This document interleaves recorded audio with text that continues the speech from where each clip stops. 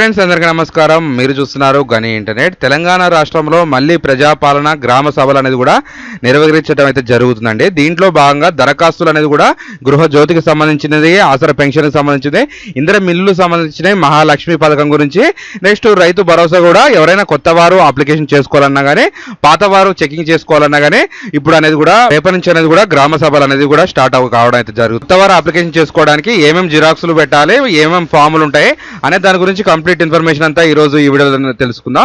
ఈ గ్రామ సభలు ఎప్పటి వరకు నడుస్తాయి అనేసి కూడా ఈ రోజు ఈ వీడియోలో చూసుకుందాం. ఎవరైనా కొత్త వారు మన ఛానల్ చూస్తున్నట్టయితే సబ్స్క్రైబ్ అని చేసుకుంటే పక్కన బెల్ ఐకాన్ క్లిక్ చేయండి. తెలంగాణ మరియు ఆంధ్రప్రదేశ్ ప్రభుత్వ పథకాల గురించి, గవర్నమెంట్ యొక్క జాబ్ల గురించి మనం చేసి పెడతాం కాబట్టి 100% మీకు ఏదో ఒక వీడియో ఉపయోగం ఉంటుంది. వాట్సాప్, టెలిగ్రామ్ ఛానల్లో జాయిన్ కావడం ద్వారా డైలీ ఒక అప్డేట్స్, లింక్స్, ఫైల్స్ అయితే మీకు అక్కడి నుంచి పొందొచ్చు. చూసుకోవచ్చు. మీరందరూ గ్రామ సభకు ఏర్పాటు చేసినట్టు ఇటువంటి ఫామ్ అయితే సర్పంచుల వద్దకైతే రావడం అయితే జరుగుతుంది. గ్రామ పంచాయతీ కార్యాలయము అంటే పేరు నాకు అయితే ఎగ్జాంపుల్ ఒకటి ముకుందాపురం సంబంధించింది అయితే మనకు లిస్ట్ రావడం జరిగింది.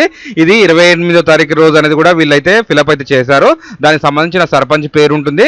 మీ గ్రామ సభ ఎప్పటి నుంచి ఉంటుంది అనేసి కూడా మీరైతే ఇక్కడ చూసుకోవచ్చు.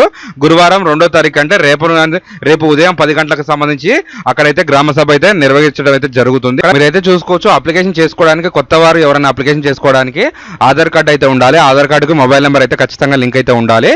అలాగే ఓటర్ కార్డు కూడా ఉండాలి. ఓటర్ కార్డు చాలా మందికి అయితే ఓల్డ్ కార్డ్స్ ఉన్నాయి. ఆ ఓల్డ్ కార్డ్స్ అయితే ఎలిజిబిలిటీ అయితే లేదు. మీరైతే కొత్త ఓటర్ కార్డు అనేది మీ సేవలో అయితే డౌన్లోడ్ చేసి మీకు ఇవ్వడం జరుగుతుంది. ఆ విధంగా అయితే మీరైతే ఓటర్ కార్డు తీసుకోవచ్చు.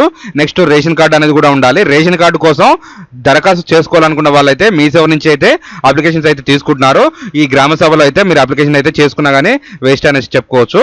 నెక్స్ట్ ఇక్కడ క్యాష్ టు ఇన్కమ్ అడగొచ్చు, అడగకపోవచ్చు. ఇది ఒక ఆప్షన్ అండి. మీ దగ్గర ఉంటే మాత్రం క్యాష్ టు ఇన్కమ్ అయితే ఉంచుకోండి, జాగ్రత్తగా పెట్టుకోండి. ఎందుకంటే వీళ్ళు ఆ టైంలో అడిగేటప్పుడు మీరు వెళ్ళలేరు, తేయలేరు. అప్పుడప్పుడు మీకు మాత్రం క్యాష్ టు ఇన్కమ్ అయితే రాదు. కాబట్టి కొంతమంది ఎవరైతే ఉన్నారో ముందుగా అయితే అప్లికేషన్ అయితే చేసుకున్నారు. గ్రామ సభలో ఎవరైతే ఆసరా పెన్షన్ కి, చేయుత పెన్షన్ పథకానికి నెలకి 4,000 పెన్షన్ కోసం అప్లికేషన్ చేద్దాం అనుకుంటున్నారో వాళ్ళైతే అర్హతలు ఇక్కడ చూసుకోవచ్చు అండి. మీకు 57 సంవత్సరాలు అయితే దాటి ఉండాలి. 40% వికలాంగతనం అయితే ఉండాలి.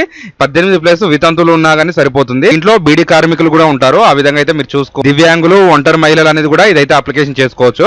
ఆధార్ కార్డు, రేషన్ కార్డు, ఆదాయం సర్టిఫికేట్, ఓటర్ ఐడి, ఒక పాస్పోర్ట్, సదరం సర్టిఫికేట్ అయితే మీకు ఉండవలసి వస్తుంది. దీంట్లో ఆదాయంలో చూసుకున్నట్టయితే 2 లక్షల కొత్త పెన్షన్లు కూడా రిలీజ్ అయితే చేయడం అయితే జరుగుతుంది. రేపు జరిగే గ్రామ సభలో అయితే దీనికి సంబంధించిన ప్రజాపాలన దరఖాస్తులు ఓల్డ్ ఫామ్స్ ఉంటాయి. అది కూడా అక్కడ గ్రామ సభలను ఇస్తారు.